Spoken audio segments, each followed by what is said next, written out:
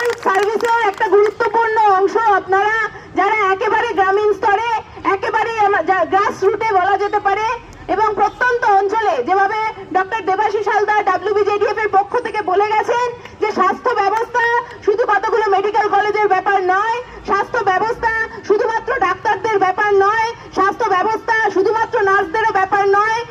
আপনারা nurse fraternity থেকেই বেশিরভাগ লোকজন এসেছেন, কিন্তু আপনারা যে সার্ভিসটা দিচ্ছেন সেগুলো আসলে গ্রামীণ স্তরে রিমোট স্তরে স্বাস্থ্য পরিষেবাকে শেষতম অংশে শেষতম মানুষটির কাছে পৌঁছে দেওয়ার কাজ।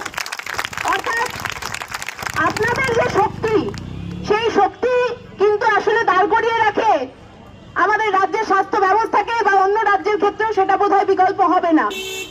তো সেখানে আপনাদেরকে যেভাবে ডিভাইড এন্ড রুলের শিকার করে রাখা হয়েছে, যেভাবে আপনাদের বিভিন্ন ভাগে ভেঙে দেওয়া হচ্ছে, আমরা জানি যে ইতিমধ্যেই 5000 জনকে CHO এই পোস্টটাকেই যেভাবে সরকার তৈরি করেছে আসলে তৈরি করেও নি, এটা নিয়ে টালবাহানা চলছে।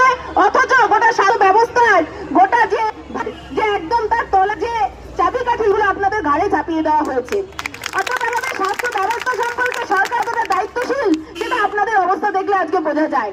যে CHOরা সবচেয়ে তলার স্তরে স্বাস্থ্য ব্যবস্থাকে দাঁড় করে রেখেছে, তাদের চাকরিটা কতটা পাকা, তারা পয়সা তারা পাবেন, তার কি তাদের ন্যায্য অধিকার, সেগুলোকে কোনোই কিন্তু নির্দিষ্টকরণের দাবিতে আমরা যতটুকু বুঝেছি আপনাদের সাথে যোগাযোগের মধ্য দিয়ে চাই স্বাস্থ্য আন্দোলনকে জুনিয়র ডাক্তাররাও যখন লড়েছিল তখন যে স্বাস্থ্য পরিকাঠামোয় যে দুর্নীতি আজকে কিন্তু স্বাস্থ্য ভবন তার অবিচ্ছিন্ন অংশ। সেই স্বাস্থ্য ভবন জানে না, অথচ স্বাস্থ্য পরিচিকিৎসা পাচ্ছেন না। বিভিন্ন বীমা অনিশ্চিত বীমা নিয়েদেরকে বেসরকারি স্বাস্থ্য পরিষেবা পাবেন না।